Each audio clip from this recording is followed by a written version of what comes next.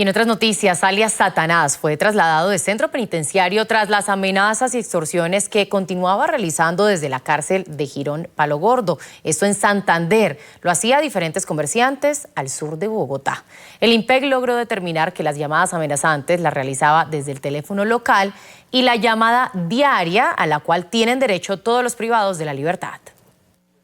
Los audios amenazantes y extorsiones que continuaba realizando desde la cárcel Girón Palo Gordo en Santander fueron el motivo del traslado de alias Satanás. La movilización a la cárcel de Tramacúa en Valledupar se concretó en medio de un fuerte operativo y medidas de seguridad extremas.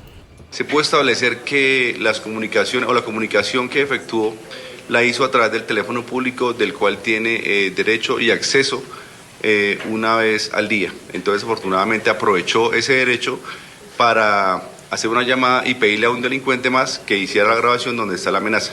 Razón por la cual entonces fue trasladado a Unidad Especial de Seguridad y actualmente se encuentra hoy en Valledupar. Satanás se encuentra aislado y vigilado con una cámara de seguridad las 24 horas del día. Además, todos los días se realizará operativos al interior de su celda. Cable Noticias presenció la requisa que se le hizo a su celda este lunes.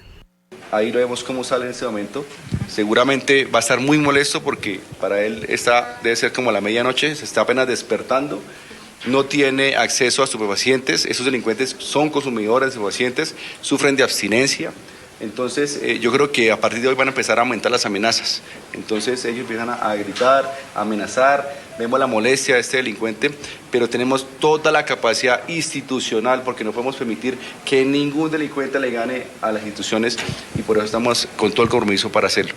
El director del IMPEC afirma que aún están en la búsqueda de todos los integrantes de esta banda Satanás, que aún están libres. Cada vez que hacen un operativo se le encuentran agendas, se le encuentran otros números telefónicos.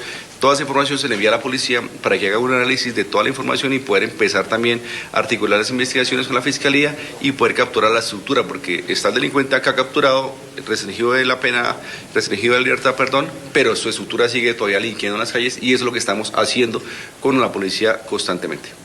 Alias Satanás, al igual que el Negro Over y otros delincuentes de alto valor que están en centros penitenciarios, serán trasladados de cárceles de 40 a 60 días para evitar que sigan realizando sus acciones criminales y delictivas.